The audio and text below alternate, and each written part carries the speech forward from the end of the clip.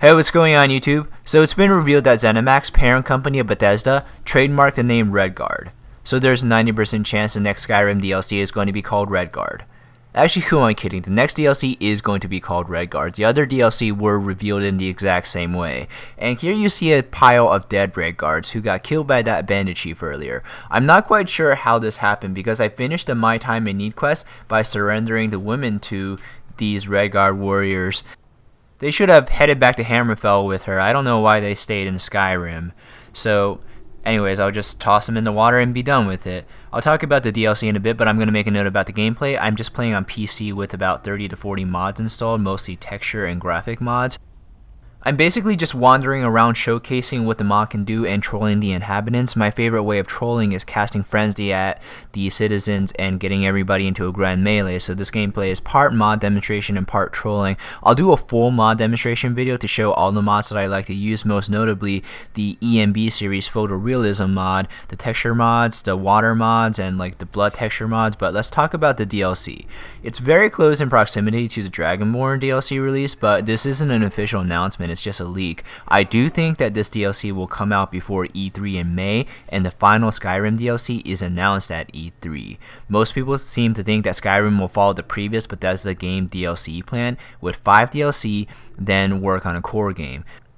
There's already rumors of the last DLC being called Thalmor. I definitely want Fallout 4 for the Xbox 720 and PS4 launch, or at least early in the life cycle.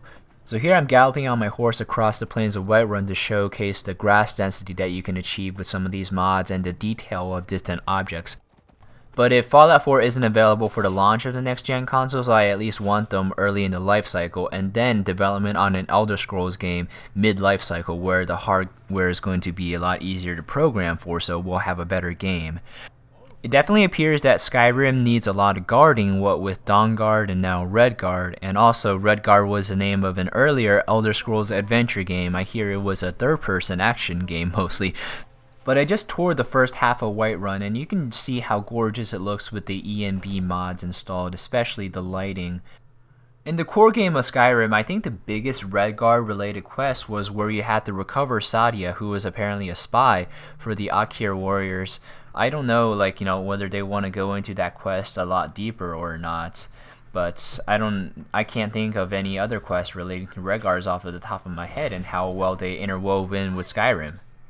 But I don't think we're going to go to Hammerfell completely in the DLC. Full region access is definitely restricted to full game launches. Elder Scrolls 6 is probably, elsewhere where the Khajiit live, or maybe even Hammerfell. That'd be pretty cool. But what I do hope is that we can have an extension of the large-scale war over Tamriel. So when the Thalmor attacked, Hammerfell rejected the White Gold Concordant and drove out the Thalmor, the only nation to fully do so. So there's definitely some tension between the Empire and Hammerfell because Hammerfell didn't want to live by the terms of the treaty. And maybe a quest is determined based on whether you join the Stormcloaks or Imperials possibly. Joining the Imperials would mess things up a lot with fighting on 2 fronts against both the Redguards and the Stormcloaks. But joining the Stormcloaks could lead to a temporary allegiance with Hammerfell to push back the Empire permanently for Skyrim's sovereignty. I do hope that if you try to work on a large-scale war that the gameplay is a lot deeper than just clearing forts again, because I felt that the Civil War gameplay and the Civil War questline was a little bit more on the shallow side. And if you join the Dark Brotherhood, spoiler, maybe killing the Emperor had some ramifications on the development of allegiance or a opposition against Hammerfell. I don't know, this is quite speculative. But no official images have been released, no official wording from Bethesda, but this is just speculation at this point. I'm going to ask you guys 2 questions. What do you think Redguard will be about, and what do you hope it will have? So definitely thanks for watching. Be sure to subscribe, as I'll be your #1 source for Skyrim information.